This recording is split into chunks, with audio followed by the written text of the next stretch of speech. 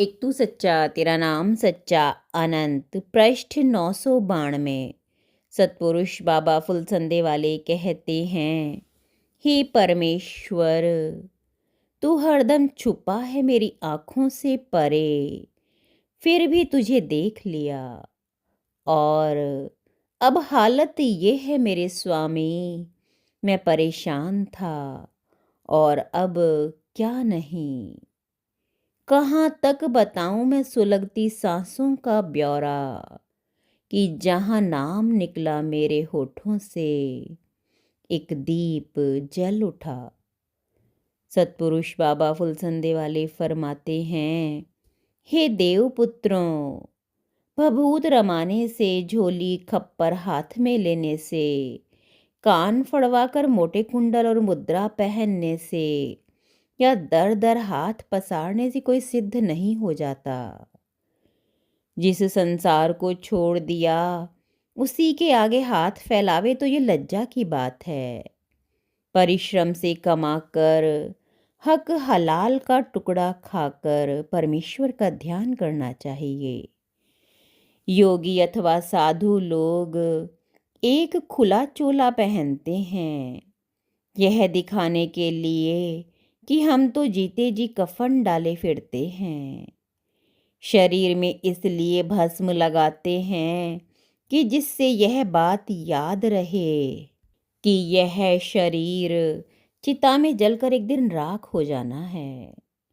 किंतु इन बातों से अंतःकरण की कामनाएं नहीं मरती।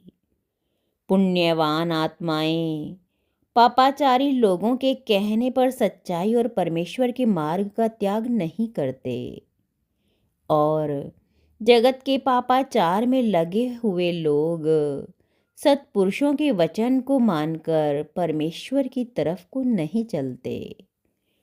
वे अपनी जगह अडिग रहते हैं। परमेश्वर उनका न्याय करता है। मनुष्य की बुद्धि अगर बातों से मलिन हो जावे तो परमेश्वर के नाम को जपने से ही वह पवित्र होती है। शरीर रूपी ठेकरा है, इस ठेकरे में आत्मा परमेश्वर का सच्चा मोती है। धर्म इसका प्रकाश है और पाप इस मोती के ऊपर चढ़ी हुई मिट्टी और मलिनता है। इस मलिनता को रोज नित्य परमेश्वर के नाम से, जल से, नाम के जल से गुरु के चरणों में बैठकर धोते रहना चाहिए।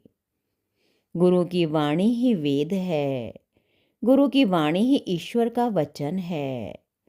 जो गुरु के ज्ञान को धारण करता है उसके भीतर परमेश्वर का प्रकाश निवास करता है।